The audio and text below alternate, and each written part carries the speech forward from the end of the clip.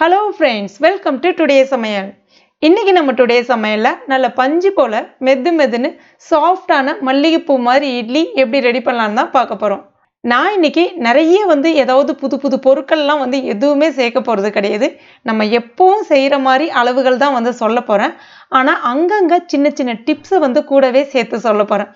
அந்தந்த டிப்ஸை கரெக்டான இடத்துல ஃபாலோ பண்ணிங்கன்னா நிச்சயமாக உங்கள் வீட்லேயும் நல்ல சாஃப்டான நல்ல மெதுன்னு வெள்ளை வெளியேர்னு இட்லி கிடைக்கும். இதை இப்போ நம்ம எப்படி செய்யறதுன்னு பார்க்கலாம். இந்த இட்லி செய்யறதுக்கு நான் இன்னைக்கு இந்த கப்பால், அதாவது ஆழாக்கு அப்படின்னு சொல்லுவாங்க, 4 ஆழாக்கு அளவுக்கு இட்லி அரிசி எடுத்திருக்கேன். இது கடைகளில் கிடைக்கக்கூடிய இட்லி அரிசி, புழுங்கல் அரிசி தான். நீங்கள் ரேஷன் அரிசி பயன்படுத்த போகிறீங்கன்னா தாராளமாக பயன்படுத்திக்கலாம். இந்த அரிசி ஒரு 4 முறை நான் கழுவுறேன் அப்படின்னா ரேஷன் அரிசியை ஒரு 8 முறை கழுவுனீங்கன்னா அந்த கொழப்பு அதிகமாக இருக்காது இட்லி சுடும்போது. அது மட்டும் இல்லாமல் இட்லியும் நல்ல வெள்ளை வெளியேர்னு சூப்பராக வரும். இப்போ இதில் தேவையான அளவுக்கு தண்ணி சேர்த்துட்டு ஒரு 4-5 முறை அலசிட்டு தண்ணியை ஊற்றிட்டு மறுபடியும் தேவையான அளவுக்கு தண்ணி சேர்த்துட்டு ஒரு 4 மணி நேரத்துக்கு இந்த அரிசியை நம்ம இப்போ ஊற வைக்கணும். அரிசி ஊற வைக்கும் போதே கூடவே உளுந்தும் நான் இன்னைக்கு ஊற வைக்க போகிறேன். இதுக்குன்னு டைம் எடுத்து ஒரு 2 மணி நேரம் கழித்து ஊற வைக்கிறது அப்படியெல்லாம் எதுவுமே வேண்டாம். உளுந்து நான் இன்னைக்கு உதயம் உளுந்து தான் எடுத்திருக்கேன். ஸ்பான்சர் அப்படிலாம் கிடையாது. நீங்கள் எந்த உளுந்து பயன்படுத்தினாலும் இதில் ரொம்ப ஒரு முக்கியமான டிப்ஸ் இருக்குது.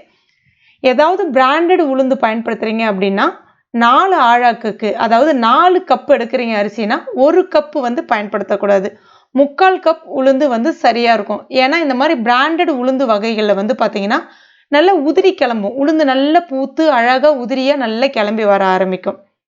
இதுவே நீங்கள் ஏதாவது ஒரு மளிகை கடைகளில் நார்மலாக ஹோல்சேல்லாம் விற்பாங்கல்ல, அந்த மாதிரி வாங்குறீங்க அப்படின்னா 4 கப் அரிசிக்கு 1 கப் உளுந்து சரியாக இருக்கும். 3/4 கப் போடவே கூடாது.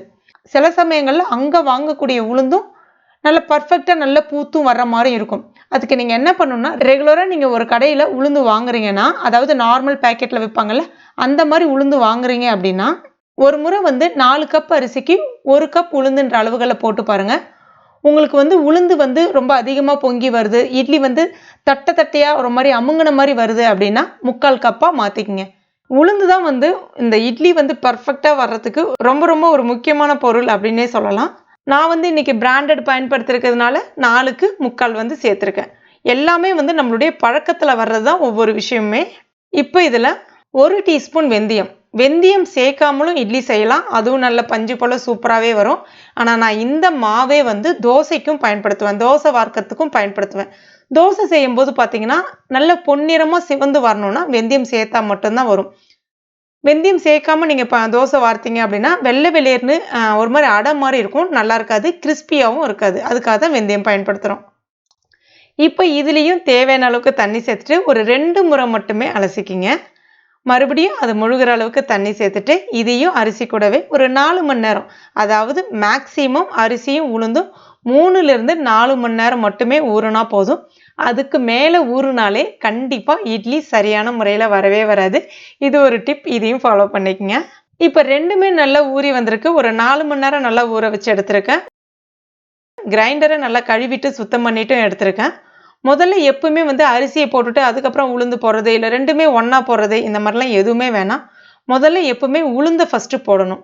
உளுந்தை போடும்போது தண்ணியை நல்லா வடிகட்டிட்டு கிரைண்டரை ஓட விட்டு கொஞ்சம் கொஞ்சமாக போட ஆரம்பிங்க.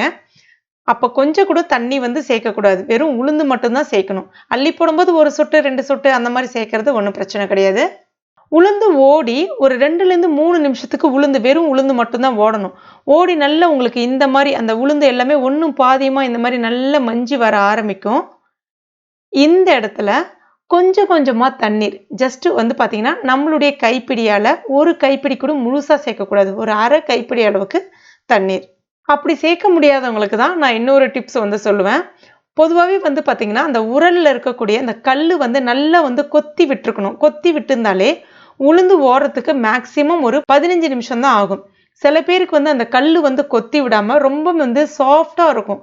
அந்த மாதிரி இருக்கும்போது பார்த்தீங்கன்னா உளுந்து மையறதுக்கு ரொம்ப லேட் ஆகும், அதை ஓடி வரத்துக்கு லேட் ஆகுன்றதுனால என்ன ஆகும்னு பார்த்தீங்கன்னா கிரைண்டர் சூடாக ஆரம்பிக்கும். கிரைண்டர் சூடாகும் போது மாவு புளிச்சு போயிடும், உளுந்து பொங்கி அந்த உதிரியாக நல்லா வராது, இட்லியும் சாஃப்டாக வராது. அதனால கல்லை கொத்தி விட்டு பயன்படுத்துங்க. கொத்துறதுக்கு ஆளுங்க வந்து இருக்காங்க. அவங்க கிட்ட நீங்க தேடி போய் தான் அத வந்து நீங்க ரெடி பண்ணிக்கணும். நம்மளால முடியாது அது. சப்போஸ் உங்களால தண்ணி அந்த மாரி கொஞ்சம் கொஞ்சமா சேர்க்க முடியலன்னா, நீங்க வந்து ஒரு ஐஸ் கட்டி வந்து சேர்த்தீங்கன்னா, கிரைண்டர் வந்து சூடாகாமலும் இருக்கும். அதே சமயத்துல ஒரு அளவுக்கு தண்ணீர் அளவும் உங்களுக்கு தெரியும். அந்த உளுந்தும் நல்லா அழகா பூத்து வர ஆரம்பிக்கும். எந்த டைம் கேப்ல கொஞ்சம் கொஞ்சம் தண்ணி சேர்க்கணும் அப்படின்னு பார்த்தீங்கன்னா, கரெக்ட்டா வந்து பார்த்தீங்கன்னா, ஒரு 30 செகண்ட் இல்லன்னா வந்து 1 நிமிஷம் கேப் 2மே வந்து கரெக்ட்டான அளவுகளா இருக்கும்.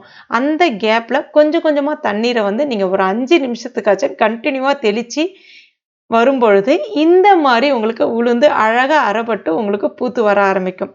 கரெக்ட்டா ஒரு 8 நிமிஷத்துல உளுந்து இந்த மாரி நல்லா பூத்து வர ஆரம்பிக்கும்.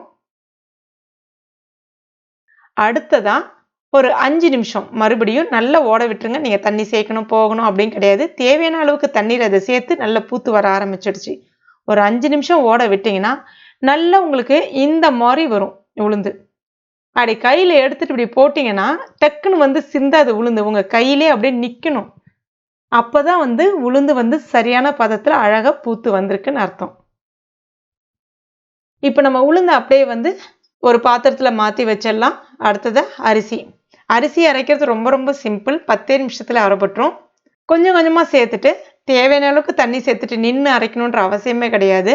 அதே சமயத்துல ரொம்ப நெறைய தண்ணி சேர்த்துறாதீங்க. ஏன்னா மாவு தண்ணி ஆயிடுச்சுன்னா இட்லி வார்க்கறதுக்கு வராது. சேர்த்துட்டு அரைச்சிக்கலாம். அரைக்கும் பொழுது ரொம்ப மைய அரைச்சிட்டீங்கன்னா, இட்லி வந்து சில சமயங்கள்ல கல்லு மாரி வர்றதுக்கு வாய்ப்பு இருக்கு. கொஞ்சம் நர நரன்னு கொர கொரன்னு சொல்லுவாங்க. லைட்டா அங்கங்க ஒரு சின்ன நொய் பதம். அதாவது ரவ பதம்ன்னு சொல்லுவாங்க இல்லையா? அந்த மாரி இருக்கணும். அந்த மாரி அரைச்சு எடுத்தீங்கன்னா, உங்களுக்கு இட்லி நல்லா பூ போல நல்லா மெது மெதுன்னு சூப்பரா வரும். இப்ப 2 மாவையும் சேர்த்துட்டேன். அடுத்ததா கல்லுப்பு சேர்த்துக்கலாம். தேவையான அளவு கல்லுப்பு சேர்த்துட்டு, நல்லா வந்து ஒரு முறை கலந்து கொடுத்துக்கணும். கைய பயன்படுத்தி தான் மாவு வந்து கரைக்கணுமே தவிர, இந்த இடத்துல கரண்டிய பயன்படுத்தி மாவு கரைக்கவே கூடாது. அப்படி கரைச்சிங்கன்னா, கண்டிப்பா மாவு புளிச்சு வரவே வராது. உப்பு சேர்த்து கைய பயன்படுத்தணும். அப்பதான் இட்லி மாவு நல்லா புளிச்சு அருமையா வரும். இப்ப இத நம்ம மூடி வச்சிடலாம். நான் நைட்டு ரெடி பண்ணிட்டேன். மறுநாள் காலையில பார்க்கலாம்.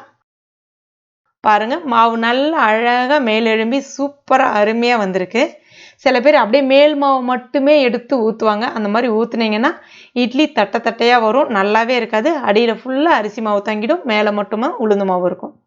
அதே சமயத்துல சில பேர் எல்லா மாவுமே போட்டு ஓவரா வந்து கலந்து விடுவாங்க. அந்த மாரி கலந்து விட்டாலும் இட்லி கல்லு மாரி வரும்.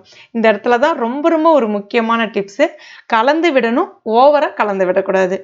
கிட்டத்தட்ட பார்த்தீங்கன்னா, ஒரு 5லேருந்து ஒரு 8 முறை மாவ லைட்டா கலந்து விடணும். அப்பதான் வந்து அந்த மாவு புளிச்சு வருதுல்ல, அப்ப வந்து ஒரு ஏர் பபிள்ஸ்ன்னு சொல்லுவாங்க. ஒரு சின்ன சின்ன காற்று வந்து அந்த மாவுல வந்து தங்கியிருக்கும். இதெல்லாமே ஒரு நுணுக்கமான டிப்ஸ் தான். என்னுடைய எக்ஸ்பீரியன்ஸ்ல ஷேர் பண்றேன் உங்ககிட்ட.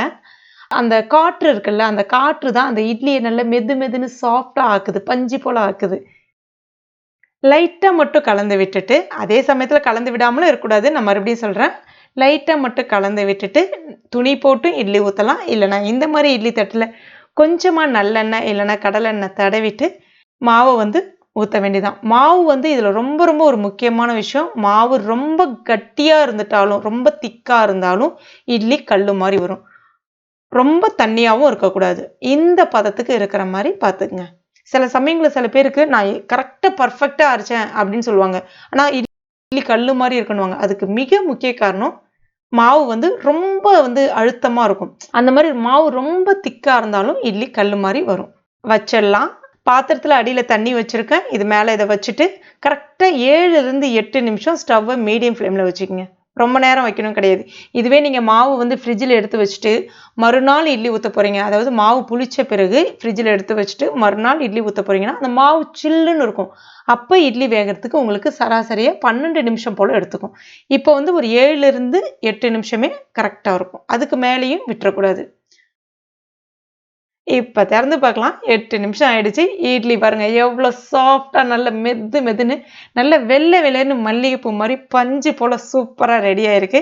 இது வந்து லைட்டா அதாவது ரொம்ப ஆற விட்டுறாதீங்க. லைட்டா அப்படி கொஞ்சம் அப்படி விட்டுட்டு, ஓரங்கள்ல எடுத்துட்டு, கையில எடுத்து காமிக்கிறேன் பாருங்க. எவ்ளோ சாஃப்ட்டா சூப்பரா வந்திருக்கு பாருங்க. நல்லா உங்களுக்கு இப்படி பிரிச்சு காமிக்கிறேன் பாருங்க. எவ்ளோ சூப்பரா இருக்குன்னு பாருங்க. அருமையா இருக்குங்க. இந்த சின்ன சின்ன டிப்ஸ் அளவுகள் எல்லாமே ஒண்ணுதான். 4க்கு 1ம் போடலாம், 4க்கு 3/4ம் போடலாம். அதாவது உளுந்து அளவு சொல்கிறேன் நான். 4 கப் அரிசிக்கு 3/4 கப் உளுந்தும் சரியாக இருக்கும், 1 கப் உளுந்தும் சரியாக இருக்கும். கருப்பு உளுந்து பயன்படுத்த போகிறீங்கன்னா 3/4 கப் உளுந்தே வந்து சரியாக இருக்கும். அதாவது நம்ம வாங்கக்கூடிய உளுந்த ஒரு முறை நீங்கள் வாங்கி பயன்படுத்திட்டு அளவுகளை கூட குறைக்க செஞ்சு பயன்படுத்தி பாருங்கள். சூப்பராக பர்ஃபெக்டாக வரும். பிராண்டட் பயன்படுத்துறீங்கன்னா 3/4 கப்பு உளுந்தே சரியானதாக இருக்கும், பர்ஃபெக்டாகவும் வரும். கண்டிப்பாக ட்ரை பண்ணி பாருங்கள். நல்ல பஞ்சு போல் இருக்கக்கூடிய இந்த இட்லியோட சாம்பாரை ஊற்றி சாப்பிட்டீங்கன்னா அப்பப்பா வேறு லெவலாக இருக்கும், அவ்வளோ அருமையாக இருக்கும். நம்மளுடைய சவுத் இந்தியன், அதாவது நம்மளுடைய தென்னக சமையலுக்கு ஈடுனை எதுவுமே இல்லைன்னு சொல்லலாம். கண்டிப்பாக நீங்கள் உங்கள் வீட்டில் ட்ரை பண்ணி பாருங்கள்.